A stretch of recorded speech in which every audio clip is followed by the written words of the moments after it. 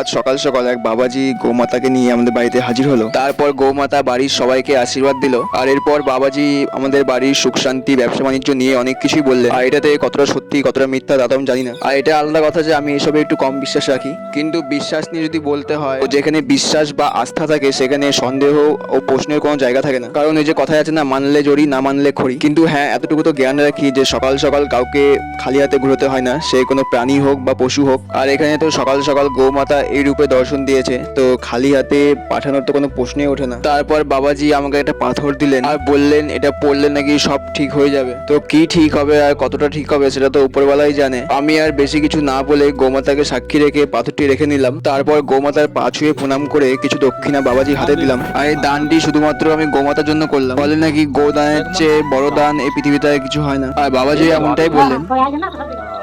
ये गौ दान जा रहा है, गौ दान महादान, इससे बड़ा दान नहीं। তো ভিডিওটা ভালো লাগে লাইক করো, চ্যানেলটি সাবস্ক্রাইব করো। দেখা হচ্ছে পরের ভিডিওতে।